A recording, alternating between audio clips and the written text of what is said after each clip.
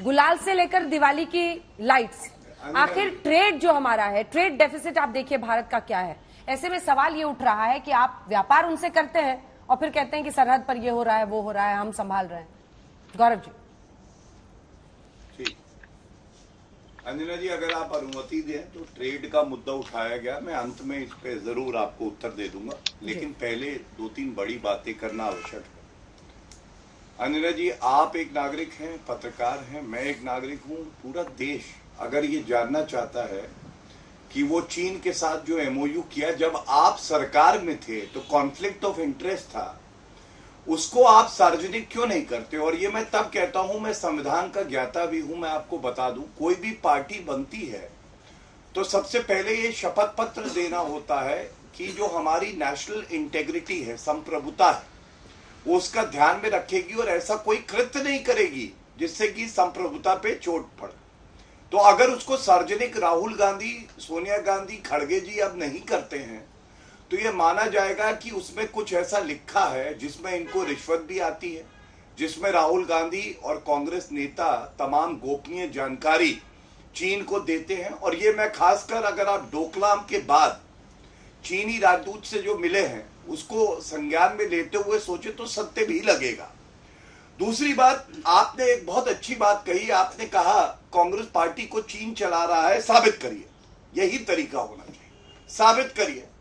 और मैं ये कहता हूं कि जब राहुल गांधी कहते हैं कि चीन की सेना भारत की भूमि पर घुस गई है, तो राहुल गांधी से भी पूछा जाना चाहिए, साबित करिए। क्योंकि विश्वसनीयता किसकी ज्यादा है? भारत की सेना की, प्रधानमंत्री जी की, गृह मंत्री जी की, रक्षा मंत्री जी की। खाता ना बही, जो भारत की सेना कहे वो सही। अगर आप आरोप लगाते हैं, सेना को आप बीच में लाते हैं, आप कहते हैं भारत की सेना पिट गई, तो उदित जी सेना को बीच में आप लाए तो प्रमाण पूछा जाएगा कि प्रमाण दो। कैसे कह रहे हो भाई, ये बताओ। नहीं बता पा रहे हैं। तीसरी बात, मैं आपको ट्रेड की भी अब बता दूं क्योंकि आपने पूछा है। जो व्यापार हुआ है इंपोर्ट 2004 से 2014, इनकी जो सरकार रही ना अंजना जी, 600% बढ़ा था जो इंपोर्ट था। हमारे 9 वर्ष में ये करीब 60% बढ़ा है। और एक आंकड़ा और दे दूं कैसे भारत आत्मनिर्भर बन रहा है। 2014 में जो मोबाइल फोन का इंपोर्ट था ये करीब 48,600 करोड़ था। आपको मालूम है पिछले वर्ष में ये कम होके 11,200 हो गया चीन से जो मोबाइल आते हैं। ये क्या दर्शाता है? हम वो हर कदम उठाएंगे जिससे कि चीन को चोट पहुंचे और भारत की अर्थव्यवस्था और भारत की अखंडता मजबूत हो। लेकिन आप भारत में रह के अगर देश को अंदर से खोखला करेंगे दीमक बन के, तो मैं समझता हूं ये चिंताजनक है। और ये सवाल बार बार हर एंकर और हर नागरिक के द्वारा पूछा जा रहा है कि वो जो समझौता किया है उसको सार्वजनिक क्यों नहीं करते? उसमें ऐसा कौन सा भेद छुपा है कि मक्कार कांग्रेस पार्टी उसको सार्वजनिक नहीं कर सकती है? ये बात जरूर बताइए। और अंत करूंगा, आपने बिल्कुल सही बात उठाई। विदेशी धरती पे जब राहुल गांधी जाते हैं तो भारत के लिए कहते हैं लोकतंत्र मर गया है, लेकिन चीन के लिए उनके शब्द थे China is a country of harmony. China में सौहार्द है, भारत का लोकतंत्र मर गया है। और चीन के लिए कहते हैं फोर्स ऑफ नेचर, ये जो प्रकृति है इसकी ताकत है चीन के पास। मैं पूछना चाहता हूं, कोई नागरिक हो सकता है जो विदेशी भूमि पे एक ऐसे मुल्क की प्रशंसा करे जो मुल्क भारत के लिए गलत नियत रखता है, जिसने हमारी जमीन कब्जाई है? और इसीलिए कहता हूं इनका जो रिश्ता चीन से है वो ज्यादा प्रगाढ़ है और जो हमसे है वो कमजोर है, क्योंकि भारत से इनको मोहब्बत नहीं। और अंत सपा का भी जवाब दे दूं, सपा के प्रवक्ता को याद दिलाना चाहूंगा, कम से कम आप कभी भी सेना को लेके, हमारी भूमि को लेकर कुछ मत बोला करिए। क्योंकि जब पुलवामा हमला हुआ, राम गोपाल यादव ने कहा कि सैनिकों की जान भाजपा ने इसलिए ली क्योंकि उसको वोट चाहिए था। धिक्कार है, देश को आपने शर्मसार किया। ये राम गोपाल यादव का है। आजम खान ने कहा भारत माता डायन है। आजम खान ने सेना को धन के आधार पर बांट दिया अंजना जी, और उन्होंने कहा कारगिल की चोटी फतेह करने वाले जो सैनिक थे वो मुसलमान थे, अल्लाह अकबर के नारे लग रहे थे। दम है अखिलेश यादव में एक बार बोले कि नहीं सेना को धर्म के आधार पे मत बांटो? अभी क्या भाजपा ने ऐसा किया? नहीं किया। सेना की एक पहचान, हमारा हिंदुस्तान। आशुतोष नहीं, देखिए मुझे लगता है कि भारतीय जनता पार्टी के प्रवक्ता बात से इधर भागने की कोशिश कर रहे हैं। मैं बार बार बोल चुका हूं, मुलायम सिंह यादव ने बहुत पहले ही उन्होंने बोल दिया था कि भारत की सेना सर्वोच्च कोटि की है और चीन हमारा पहला दुश्मन है।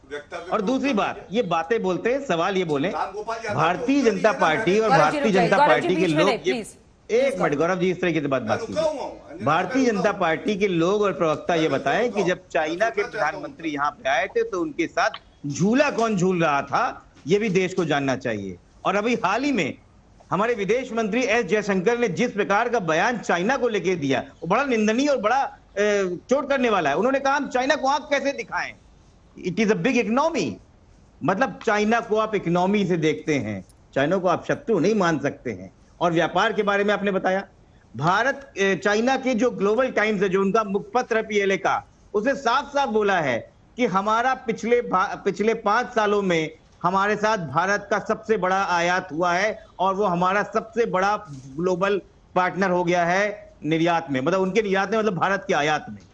और वहां की केमिकल इंडस्ट्री, मतलब इंडिया की केमिकल और फार्मास्यूटिकल इंडस्ट्री के 70% केमिकल चाइना से ही जाते हैं। अगर हम रुक जाएं तो उनकी केमिकल और फार्मास्यूटिकल कंपनी रुक जाए। इस तरीके की बातें लिखते हैं और आपकी हिम्मत नहीं होती, आप झूला झूलते हैं और आप सवाल हमसे पूछ रहे हैं। आपको शर्म आनी चाहिए। और विदेश मंत्री के उस सवाल पे प्रधानमंत्री को कंडेम करना चाहिए कि इट्स अ बिग इकोनॉमी। हमारे सेनाओं को वो दौड़ के मारते हैं, टेंट लगाते हैं। आपने हमारी एक बार भी बात नहीं बताई कि 65 पेट्रोलिंग पॉइंट में 26 में भारतीय सेना गश्त नहीं लगा पा रही है। और आप वहां पे राजनीति खेल रहे हैं, आप बिजनेस खेल रहे हैं और सवाल विपक्ष से पूछ रहे हैं। 10 साल तो सरकार आपकी है, जवाब हम देंगे। यहाँ पर शर्म आनी चाहिए। यहाँ पे बैठ के आप बहस कर रहे हैं। आपको बोलना चाहिए कि हम खुद खड़े। रक्षा मंत्रालय का संसदीय समिति है, एक बार भी चर्चा हुई संसद में? स्थायी संसदीय समिति होती है, एक बार भी चर्चा हुई रक्षा मंत्रालय में? कमेटी बना के रखी हुई है, लेकिन जवाब नहीं देंगे क्योंकि जानते हैं वहां से राजनीति नहीं चलती। राजनीति तो पाकिस्तान से चल रही है। पाकिस्तान में क्या कर रहा है, इससे राजनीति चल रही है। चाइना से आपकी हिम्मत नहीं है बोलने की। शांत करा लीजिए। हाँ, एक एक करके आज तक पे चुनौती देता हूं। अगर विदेश मंत्री डॉक्टर जयशंकर जी ने ये कहा हो चाइना को आंख कैसे दिखाएं, बड़ा देश है, चुनौती देता हूं अगर ये बात कही। पूरा दिखा लीजिए, देख लीजिएगा। उन्होंने कहा भारत बहुत शांत हो जाइए, अपनी बारी में बोलिएगा। चुनौती दे दिए, ट्वीट कर दीजिएगा, अंजना जी को भेज दीजिएगा। अरे चलिए, अरे आप जैसे लोग बहुत चलिए, ये सब नहीं, अपनी बारी में बोलिए। हाँ अंजना जी, हम सब ने वो इंटरव्यू पूरा सुना है। समाजवादी पार्टी में प्रचलन नहीं है पढ़ाई लिखाई करने का, इसलिए ऐसे वक्तव्य देते हैं। बल्कि जयशंकर जी ने एक बात बिल्कुल स्पष्ट कही, भारत आज वो मजबूत देश है कि वो किसी भी देश को सबक सिखा सकता है। और ये वक्तव्य प्रधानमंत्री जी, गृह मंत्री जी, विदेश मंत्री सब कह रहे हैं। लेकिन आज सवाल ये है कि देश से गद्दारी करके कांग्रेस पार्टी और सपा को क्या खुशी मिलती है। मैंने पूछा, पुलवामा में रामगोपाल यादव ने कहा, और बड़े नेता है समाजवादी पार्टी के, उन्होंने कहा कि हमारे सैनिकों को मरवा दिया, इसका मतलब पुलवामा करवाया गया। क्या आपको उत्तर मिला? नहीं मिला। और मैं इतना ही कहूंगा, कम से कम झूला झूल रहे हैं इस तरह के वक्तव्य मत दिया करिए। मुझे पता है आपको डिप्लोमेसी का डी नहीं आता है, लेकिन अगर प्रधानमंत्री जी डायलॉग करते हैं और वो सफल होता है तो बहुत अच्छा, अगर विफल होता है तो भी